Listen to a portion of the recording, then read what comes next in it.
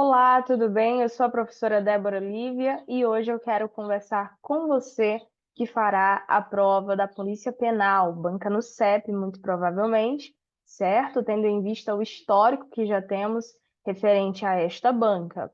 Então, vamos em frente, eu vou compartilhar a minha tela com você e te explicar de que modo o avaliador da NUCEP analisará o seu texto, a sua redação. Vamos nessa? Em primeiro lugar, é importante saber que a avaliação da banca no CEP é dividida por critérios, certo? Critérios ou competências avaliativas, tá? Critérios ou competências. Para a banca no CEP, esses critérios eles são divididos em 4 tópicos. Critério de número 1, que avalia a norma padrão, o uso da norma padrão da língua portuguesa, da norma culta, certo? O critério 2 avalia predominantemente os seus argumentos, o seu projeto de texto, a definição ali da sua tese também, se ficou clara, tá ok? O critério de número 3, ele vai avaliar os aspectos mais relacionados à coesão textual, ok? Critérios relacionados ao uso de mecanismos linguísticos de coesão, tanto sequencial quanto referencial. E o critério de número 4, ele vai avaliar especificamente a sua proposta interventiva, a sua proposta de intervenção social. Uma pergunta que sempre surge quando se fala nesta banca é justamente a seguinte: professora, eu tive uma boa pontuação no Enem. Ó, tive uma ótima pontuação no Enem, Exame Nacional do Ensino Médio. Será que eu vou me dar bem com essa banca? É provável que sim, tendo em vista que o tipo textual é o mesmo e até mesmo o formato de avaliação, ele é bem semelhante. A diferença é que no Enem nós temos aí 5 critérios ou 5 competências avaliativas, que a banca no CEP basicamente condensou em 4. Então ela fez de uma forma mais compacta a sua grade de avaliação, mas se você observar os aspectos analisados pela NUCEP, eles são de fato bastante semelhantes aos do Exame Nacional do Ensino Médio.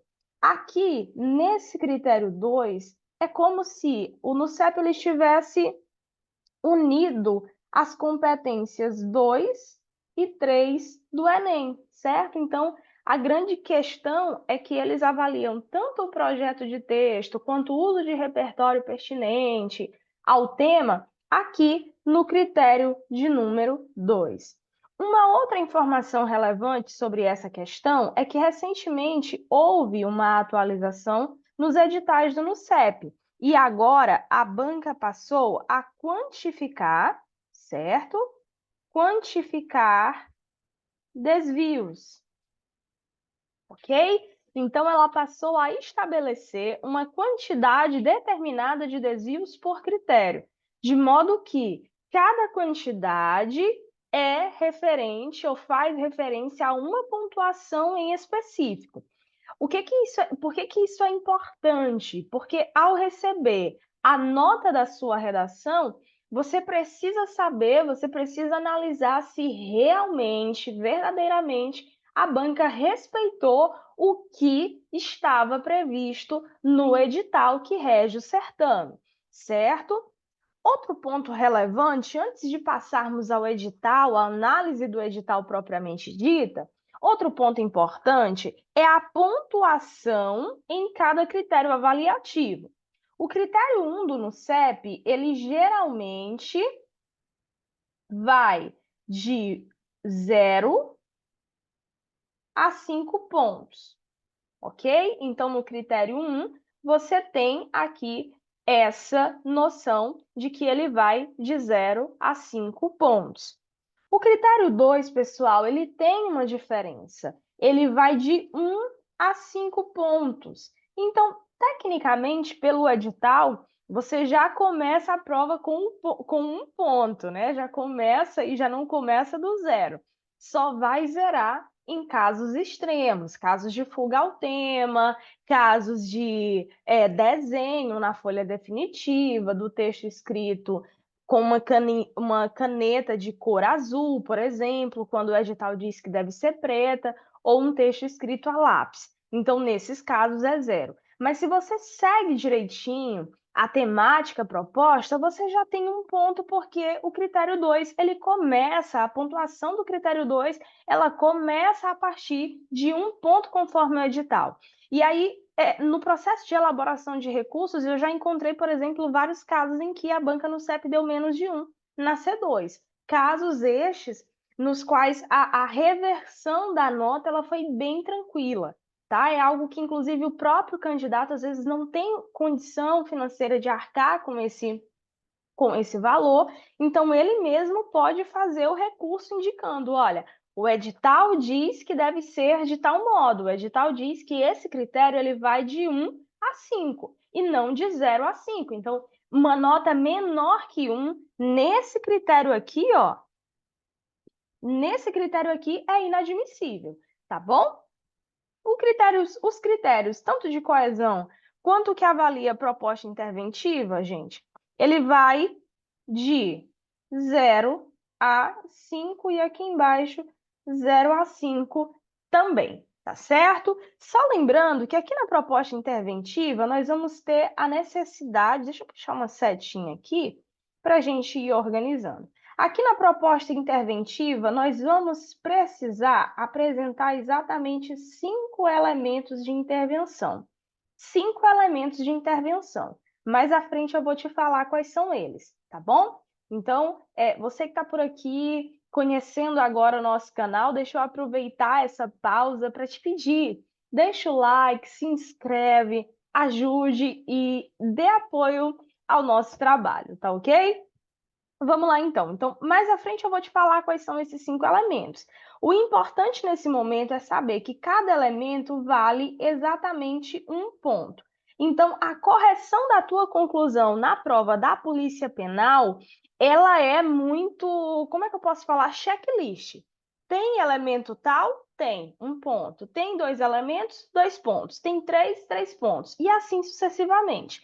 Tem os 5 elementos? Você fecha nesse critério. Não é nada subjetivo, ela vai realmente analisar se você apresentou ou não os elementos indicados. Agora eu vou abrir aqui o edital para te explicar direitinho como funciona cada critério de avaliação. Então, os critérios de avaliação da prova escrita dissertativa, o primeiro é o domínio da modalidade escrita formal da língua portuguesa, ok? Então, aqui você tem a possibilidade de um domínio precário, de um domínio excelente, você tem a possibilidade também da ausência de domínio da norma padrão, que eu acredito que não é o caso de ninguém que me assiste agora. O texto com nota 0 nessa competência é um texto que praticamente não pode ser lido, muito menos compreendido. Então, você já está fora aí dessa pontuação 0 aqui na primeira competência, no primeiro critério. Aí, o que eu falei a vocês anteriormente. Vejam que ela vai dizer o seguinte à banca, olha, acima de 20 desvios, um ponto, tá vendo? Então, acima de 20 desvios de ortografia, acentuação, né, seleção vocabular, ou seja, a escolha das palavras adequadas àquele contexto, regência, né, correlação verbal, uso do hífen, essas questões mais técnicas, mais gramatiqueiras mesmo, por assim dizer, acima de 20 erros, você vai ter um ponto, obrigatoriamente um ponto, tá? Aí vamos lá, entre 16 e 20, 2 pontos, bem específica. E aí vem a questão da análise da redação quando você recebe, porque às vezes já peguei casos que foram resolvidos tanto em recursos administrativamente, né, seguindo as normas do edital, quanto judicialmente também, em casos de recusa da banca, que não respeitaram a essa regra. Então, o candidato ele tinha, por exemplo, de 11 a 15 desvios, devia receber nota 3, mas ele recebeu 2 de 2,5. Né? A gente sabe que um ponto, meio ponto, faz toda a diferença na hora da colocação. Então, fiquem atentos a isso. Temos aqui de 6 a 10 desvios, 4 pontos, praticamente fecha, mas o mais importante aqui é te mostrar o seguinte, o texto nota máxima, ele não é o texto perfeito. Texto nota máxima e texto perfeito não são sinônimos. É possível que se tenha um texto nota 20 com alguns desvios e eu posso te provar. Veja só, até 5 desvios você ainda deve ficar com a nota máxima no critério 1. Tá vendo? Então, o texto nota máxima não é aquele texto 0 erros. O edital diz, e aí eu peguei casos já e entrei com recurso em casos em que o menino cometeu 2, 3 desvios ou até os 5 mesmo, e a banca colocou 4,5 ou 4 pontos. O edital é claro, até 5. Você merece 5 pontos. E ainda tem mais uma informação que eu quero destacar para você. Isso não sou eu que estou dizendo, não sou eu que quero que seja assim, mas é o edital do NUCEP que regulamenta. Olha para cá, vem comigo.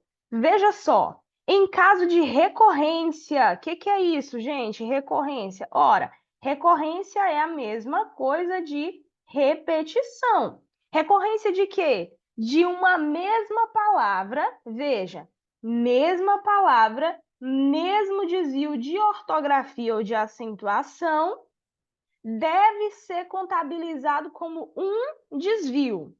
Só um. Ou seja, isso significa dizer que se você escreve, por exemplo, a palavra até no seu texto sem acento 10 vezes, o erro ele foi de mesma natureza, porque foi um erro de acentuação gráfica e foi na mesma palavra. Foram 10 desvios porque você errou 10? Não. Se foi a mesma palavra e o erro de mesma natureza, no CEP ele deve contabilizar o quê? Um desvio, ok? Então fiquem atentos a esse aspecto também, porque muitas vezes a banca ela atribui uma nota que não condiz aquilo que foi apresentado. Você errou, tem consciência disso, há desvios no seu texto, mas eles são na mesma palavra e de mesma natureza. Se a banca penalizar mais de uma vez por isso, está errado e você precisa e tem o direito de recorrer. Até aqui tudo bem? Vamos em frente então. Então, basicamente, pessoal, como eu disse, essa competência, a primeira, ela vai avaliar esses aspectos: acentuação, ortografia, paragrafação, né? Aquele espaço que você precisa deixar no início de cada parágrafo. Ela vai avaliar a questão da margem, a questão também mais estética do texto. Estética é importante, professora? Com certeza. Não é definitiva, mas ela é muito importante. Eu já encontrei textos muito bons que, por causa da falta de legibilidade, essa falta de legibilidade acaba comprometendo a clareza das ideias, das informações. O avaliador não consegue entender bem, com clareza, o que está sendo dito e, por causa disso, ele acaba pesando um pouquinho a mão na hora da pontuação. Então, fiquem atentos a esse aspecto também, tá bom? E aí pode surgir, quando eu falo sobre legibilidade nesse aspecto, nesse critério, pode surgir aquela dúvida: professor, eu posso escrever o meu texto todo em caixa alta, né? Eu posso usar letra maiúscula em todo o meu texto? Claro que pode, é perfeitamente válido, é permitido, é lícito. Edital nenhum pode te punir ou penalizar por isso. Sebrasp aceita, FGV aceita e vários outros. A grande questão aí do uso das letras maiúsculas, certo? Em todo o texto, é que quando você for escrever a primeira palavra do parágrafo, ou um nome próprio, enfim, uma palavra que, pelas regras gramaticais, deve iniciar com letra maiúscula, você escreve a letra inicial um pouco maior que as demais. Então, vamos supor, estou escrevendo aqui Amanda, nome próprio. Tá tudo em caixa alta, mas eu aumento um pouquinho aqui o tamanho da primeira letra para indicar para o avaliador que eu tenho a consciência de que quando eu escrevo um nome próprio ou quando eu inicio um parágrafo, a letra inicial precisa ser maiúscula. Tranquilo? Vamos em frente, então. Qualquer dúvida que você tiver, gente, pode deixar nos comentários dessa aula, certo? Pode mandar no WhatsApp, pode mandar também no nosso Instagram. Tá aqui o nosso Instagram, @unitexto, beleza? Você pode tirar suas dúvidas diretamente comigo por lá também. Vamos em frente? Olha só. No tópico número 2, no critério número 2, nós temos aqui a análise de aspectos que, como eu falei, são aspectos que foram condensados em uma competência, mas que no Enem eles são avaliados separadamente, eles são avaliados nas competências 2 e 3 do Enem. Aqui eles foram condensados. Veja, unidos. Defesa do ponto de vista. Quando ela coloca defesa do ponto de vista, a banca está falando de quê? A banca está falando da tese. Então, aqui nesse critério, a banca vai avaliar se você apresentou um ponto de vista, se você apresentou a sua opinião sobre a temática apresentada, que é um elemento indispensável ao texto dissertativo argumentativo, certo? Então, ela vai avaliar a presença ou não da sua tese. Logo em seguida, ela diz, defesa do ponto de vista a partir de argumentos consistentes é um outro aspecto que ela vai avaliar. Argumentos, definição e o desenvolvimento deles, a apresentação deles, certo? E coerentemente organizados. Quando ela fala de organização, tem a ver com a organização de ideias propriamente, de sentido, mas também a organização do próprio texto, certo? Do próprio texto. Se você seguiu aquela formatação de uma introdução, um desenvolvimento e uma conclusão, porque vai que alguém coloca o argumento na conclusão, né? Vai discutir os argumentos na conclusão, a banca vai penalizar, não pode. Então, ela vai observar se os seus argumentos estão bem organizados dentro da estrutura prevista, esperada do texto dissertativo argumentativo, certo? Ponto importante, em respeito aos direitos humanos. E aí eu vou citar um exemplo bem inusitado numa das redações que eu corrigi, das muitas que corrijo semanalmente. Se você quiser conhecer aí os nossos pacotes, é só procurar o nosso Instagram ou deixar um comentário aqui nesta aula. Então, eu encontrei um caso em que o tema era a violência contra a mulher. E o candidato escreveu que, como solução, os agressores deveriam ser torturados. Pessoal, veja só, como é que eu vou combater um crime hediondo com outro crime hediondo? Então, tem que tomar cuidado com relação a isso. O seu posicionamento, a sua solução, tudo isso deve respeitar os direitos da pessoa humana, certo? E aí, reforçando, pessoal, só mais um aspecto aqui, ó. Reforçando o que eu falei sobre a estrutura, estão vendo? Ó, eu falei introdução, desenvolvimento, conclusão. Então, aqui ele reforça isso. Ele diz que você deve argumentar e defender a sua tese dentro dos limites estruturais do texto dissertativo argumentativo. Então, ele vai basicamente avaliar a seleção, a organização das ideias no texto, mas também a organização desse texto, o projeto de texto com aquilo que se espera de uma redação de um texto dissertativo argumentativo. E aí você tem, ó, fuga parcial ao tema, você fica com 1 ponto. Deixa eu mudar a cor aqui, ó. 1 ponto. Desenvolvimento do tema com defesa de um ponto de vista baseado em argumentos pouco consistentes, 2 pontos. Baseado em argumentos consistentes, 3 pontos. E aí temos Defesa do ponto de vista baseado em argumentos consistentes e variados. Olha para cá, gente. Consistentes e variados. Aqui ele já está falando de repertório. Então, isso significa que nesse critério, tá?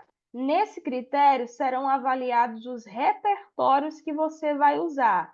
Professora, eu estou aqui, mas eu não sei o que é repertório. O repertório, ele nada mais é do que informações que você usa para validar as ideias ou a ideia, a tese que você defende no texto. E aí eu sempre costumo usar o seguinte exemplo. Quando eu era criança, com os meus irmãos, eles costumavam ali pegar objetos que eram meus, né? O diário, o famoso diário que a gente escrevia, ursinhos e por aí vai, e ficavam ali brincando do besta, como a gente diz aqui no Nordeste, né? Jogando de um para o outro e eu pedindo, me dá, devolve, nada acontecia. Quando eu dizia, olha, eu vou contar para a mãe, eu vou dizer para o pai, eles devolviam automaticamente, né? Por que eles devolviam quando eu dizia isso? Era porque eu mandava nos meus irmãos? Evidentemente que não. Eles diziam porque eu chamei para minha fala figuras de autoridade, o pai, a mãe. Então, pelo temor que eles tinham a essas figuras de autoridade, eles acatavam aquilo que eu estava solicitando.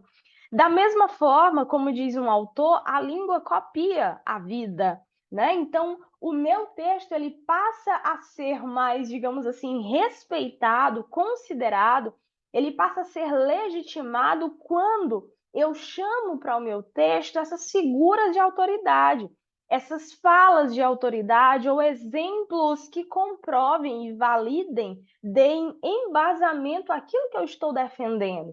Então, a gente tem essa ideia de que é necessário que você apresente informações, ou seja, repertórios no seu texto, para fundamentar aquilo que você está defendendo, certo? Esses repertórios aí, para quem tem dúvida, eles podem ser, né, o exemplo de um filme, de uma série, né? Pode ser uma citação direta ou indireta de um escritor, um pesquisador, um pensador, e por aí vai relacionado, desde que seja relacionado ao tema, tá bom, gente? Tem que ser um uso também produtivo desse repertório. E aí vamos. Desenvolvimento do tema com defesa do ponto de vista baseado em argumentos consistentes e variados, a partir de um repertório sociocultural legitimado e com uso produtivo. Tá vendo como ele avalia tudo isso em um critério? Esse critério é muito importante, tá? O critério 2, ele é muito importante e ele é fundamental, o bom desempenho nele é fundamental para que você alcance uma excelente pontuação. E aí, quando ele fala, só reforçar antes de passar para o próximo ponto, quando ele fala de repertório variado, ele até reforça essa ideia aqui nesse quadro, né? Você tem uma nota explicativa do próprio edital, na qual ele vai reforçar esse aspecto da variedade de informações no texto, certo? Vejam, por exemplo, essa parte aqui que eu vou marcar. Olha, essa parte aqui que eu estou marcando, ela vai dizer o quê? Presença de argumentos e informações provindos de fontes legais, do direito, a Constituição, estatutos, decretos, leis, certo? Regulamentos, históricas, acontecimentos históricos também valem, científicas, dados estatísticos, pesquisas feitas por institutos legitimados, né? Culturais. Aqui dentro do culturais a gente tem obras artísticas de diferentes naturezas, né? A pintura, a escultura, a literatura, tá bom? Expressamente identificados e articulados progressivamente no texto. Ou seja, eu não posso citar de forma aleatória. Eu preciso citar, mas preciso fazer com que essa menção tenha de fato relevância durante a minha argumentação. Então, tem muita gente que diz, vamos lá, usa um repertório e diz assim, o poeta Carlos Drummond de Andrade, esse é um clássico, né? Que as pessoas sempre costumavam, espero que tenham deixado, porque Drummond ele tem uma obra muito ampla, mas as pessoas adoram a parte da pedra no meio do caminho. Então, eles costumam aí colocar o poeta Carlos Drummond de Andrade afirmou em seu poema No Meio do Caminho que havia pedras. Nesse sentido, o poeta estava falando sobre a questão do preconceito racial, que é uma pedra no meio do caminho. Gente, o poema ele não fala de preconceito racial, não tem nada a ver com preconceito racial, né? Diretamente não. Eu posso estabelecer um diálogo entre o poema e essa questão? Posso. Mas dizer que o poeta estava falando sobre isso, eu não sou autorizado a escrever dessa forma, porque isso não aconteceu. Então, precisamos ter cuidado com a articulação desses repertórios no texto, certo? Vamos em frente, estamos quase chegando ao fim dessa análise do edital. No terceiro critério, nós temos o uso de mecanismos linguísticos asseguradores do encadeamento lógico das ideias, progressão e manutenção de sentidos no texto. A gente sabe que quando se fala desse aspecto coesivo, há várias formas de resgatar, de retomar ideias no texto e até mesmo de organizá-las. Vamos lá, por exemplo, se eu tenho um texto sobre a questão racial, né, o racismo, o combate ao racismo, eu posso, por exemplo, repetir essa palavra. Então, eu vou retomar o tema por meio da repetição propriamente dita. Mas a repetição propriamente dita, ela não é o único elemento coesivo. Eu também consigo estabelecer essa relação entre as ideias, essa retomada, por meio da descrição nominal. Que é isso, professora? Descrição nominal. A descrição nominal é quando eu explico, por meio de substantivos ou de adjetivos, o sentido, o que é racismo, né? Racismo. Então, eu vou explicar. Por exemplo, no caso aí do lixo eletrônico, a questão do lixo eletrônico, né? Para não ficar repetindo a expressão lixo eletrônico durante todo o meu texto, eu posso dizer o descarte de lâmpadas, pilhas, telefones celulares, baterias e outros equipamentos tecnológicos. Então, veja que eu não usei lixo eletrônico de novo, mas por descrição nominal eu expliquei o que é o lixo eletrônico, eu exemplifiquei isso. Então, é uma outra forma de retomada, tá certo? E há vários mecanismos de coesão, além dos famosos conectores, tá? Que expressam a ideia os conectivos que expressam a ideia de adição, de oposição, de conformidade, de tempo, e por aí vai, a diversidade, tá bom? Então, basicamente, essa competência, esse critério vai avaliar isso, a articulação entre as partes do texto e as adequações ou inadequações também. Basicamente, pessoal, o que se deve fazer é usar de maneira diversificada os mecanismos de coesão, não apenas conectivos, mas mecanismos de coesão de forma geral, tá bom? Então, ele vai observar se você usou, se o sentido, né, ficou realmente claro, está ali bem estabelecido, sem qualquer incoerência, certo? Vamos supor, a ideia de adição e você usou um conectivo de adversidade, né? Você queria adicionar uma ideia, mas aí você escreve mas, sem o i. Nesse caso, você usou um conectivo de adversidade, quando na verdade deveria ter utilizado mais, um conectivo que indica a adição. Você vai aí começar o parágrafo de conclusão e você usa além disso. Além disso, estabelece uma relação de adição e não de conclusão. Então, quando ele fala de inadequação, ele está falando disso, de colocar o conectivo, de usar o mecanismo coesivo, mas de forma adequada, no lugar certo, estabelecendo o sentido correto, né, que você deseja desenvolver ali na sua redação, tá bom? E aí ele traz aqui uma nota explicativa, eu aconselho que você leia, tá? Leia o edital. Então ele vai falar de formas gramaticais, elipses, paralelismo, operadores argumentativos, certo?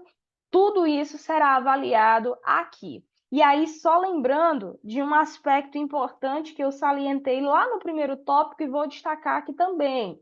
Texto nota máxima não é texto perfeito. Você pode errar? Pode. Errar é humano, né? Então tá aqui, ó. O texto nota máxima, ele pode ter até duas inadequações. Com duas inadequações, se tiver um excelente repertório de mecanismos linguísticos coesivos, você ainda alcança o quê? 5 pontos, ok? 5 pontos. Vamos em frente? O último critério é esse aqui, ó. Proposta de solução concreta, execuível, né? Então, ela precisa ser coerente, a sua proposta. Eu lembro que certa vez eu estava ministrando aula e é, estava falando sobre a questão do envelhecimento da nação. E como proposta de solução, eu encontrei uma redação que dizia que o SUS deveria fazer reuniões mensais com as mulheres para que elas passassem a ter no mínimo 15 filhos. E aí eu te pergunto, uma proposta como essa, sobretudo você, mulher, né, que vai ali dar à luz a esses meninos todos, uma proposta como essa é exequível? As mulheres estão realmente dispostas a ter tantos filhos assim? Né? Os homens também, sabendo aí dos preços das coisas e de toda a responsabilidade que um filho, né, ele traz, será que eles estão dispostos a encarar esse desafio? E será que o SUS pode realmente obrigar uma mulher a ter, no mínimo, 15 filhos? Será que a rede pública ela está preparada para receber? Imagina, gente, só Teresina, se cada mulher tivesse 15 filhos, no mínimo, como é que seria a rede pública? Será que a escola é suficiente, né, para essas crianças? Há hospital para atender essas crianças? Há medicamento para essas crianças? Então, é uma questão que vai muito além daquilo que você tem que gerar menino aí. Mas calma, isso não é execuível, tá? E importante, a sua proposta de solução, né, a sua proposta interventiva, ela deve ser articulada à discussão desenvolvida no texto. Então, vamos supor que você fala aí sobre problemas relacionados ao Estado. Você passa o texto todo culpando o Estado. E lá na solução você diz que a escola, ela deve conscientizar as pessoas. Ora, e com relação ao problema que você indicou, né? Você está falando sobre a questão do feminicídio. Vamos imaginar que seja feminicídio. Ou do. Vamos colocar o feminicídio como exemplo, né? E aí você passa o tempo todo dizendo que a polícia não está funcionando bem, fala da questão da impunidade, tal, tal. Lá na conclusão, você não cita a educação, você não cita a sociedade, não cita a escola. Mas lá na conclusão, você diz que a solução é conscientizar, né? Uma solução preventiva. Acontece que você falou de casos no teu texto que precisam de uma ação mais incisiva, mais, digamos, direta e emergencial. Então, a tua proposta de solução, ela não pode ser uma proposta preventiva se você não discute sobre o papel da escola em relação a isso.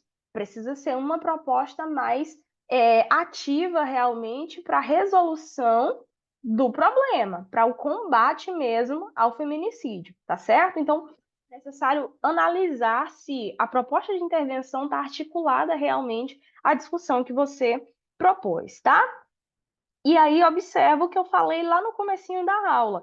Ele vai avaliar basicamente se a tua proposta é precária. O que para no CEP é uma proposta precária? É uma proposta que tem quantos elementos? Só um. Aí vamos, ela é parcialmente viável, tem 2 elementos.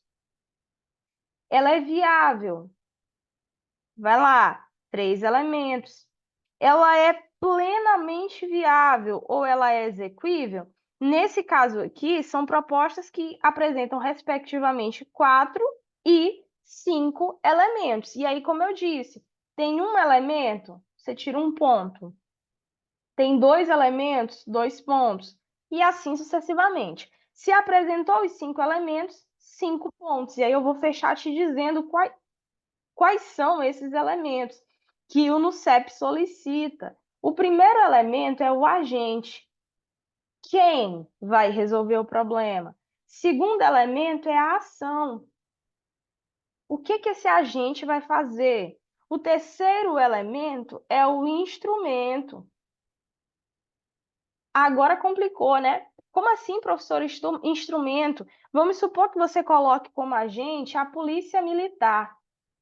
A ação vai ser, né, da ação policial é vigiar, é punir, é fiscalizar. Então vamos supor que seja punir os agressores, falando aqui da questão da violência contra a mulher, por exemplo, a polícia vai punir os agressores. Mas existem várias formas de punição, existem vários instrumentos de punição, né? Quais são eles? Ela pode punir com a reclusão, por exemplo. É uma forma de punição, mas não é a única. Outra forma de punição é a multa. Outra forma de punição é a prestação de serviço, tá? Então, eu posso punir obrigando essa pessoa a prestar serviço social, por exemplo. Então, o instrumento nada mais é do que o meio pelo qual a ação será executada, certo? Você fala aqui, eu vou deixar no meu Instagram, você vai encontrar mais dicas. Eu não vou entregar o jogo aqui, tá? Você tem que correr lá no Instagram. Então tá aqui um exemplo, vou me segurar para não dizer mais. Quem quiser mais, corre para o Instagram do Unitexto e se inscreve aqui, porque em breve eu vou disponibilizar novas aulas. Então essa é uma forma, né, de punição. E aí vamos lá, qual é o quarto elemento? O quarto elemento é o detalhamento, tá? Quando se fala de detalhamento, você pode, por exemplo, indicar quando a ação será executada, o período ou a periodicidade dessa ação. É uma ação mensal, é uma ação semanal? Se você colocar a mídia como agente, você vai detalhar, por exemplo, em que momento a propaganda deve ser veiculada, propaganda contra a violência. Ela deve ser veiculada nos horários de maior audiência. Isso é detalhamento, tá? Por meio dos canais de televisão, isso é instrumento. Por meio das redes sociais, instrumento. Por meio de outdoor, instrumento. Tá vendo? Então, eu tenho formas de publicar essa ideia, tá? São formatos, são formatações e suportes diferenciados, tá bom? E, por fim, a gente tem o efeito. Detalhamento não necessariamente indica período, tá? Pode ser o detalhamento, por exemplo, do efeito da ação. Mas para você entender, ou o detalhamento do agente, mas para você entender, a gente precisa de mais tempo. Beleza? E o efeito nada mais é do que o para quê. Essa ação será executada por meio desse instrumento, nesse momento, com qual objetivo? Com qual finalidade? O que se quer alcançar a partir dessa mobilização social, policial, acadêmica, escolar, né, do Ministério da Saúde, o que se quer, o que se pretende alcançar, qual é o objetivo dela. Então, isso é o efeito. Essa última competência, como eu disse, ela vale aí 5 pontos, ok? Então, nessa aula, nós entendemos com riqueza de detalhes de que modo a banca no CEP e seus avaliadores farão a correção da sua redação dissertativa. E se você quer saber mais, siga a nossa página no Instagram, siga-nos aqui também no YouTube. E, claro, se você quer que a sua correção, a sua redação seja corrigida conforme os critérios do NUCEP, quer saber que nota você tiraria se fizesse a redação hoje, quer receber propostas inéditas de temas que podem cair na prova da Polícia Penal, entre em contato conosco. O link do nosso WhatsApp está aqui no YouTube, disponível no nosso canal e também está disponível no nosso Instagram. Até a próxima. Tchau, tchau.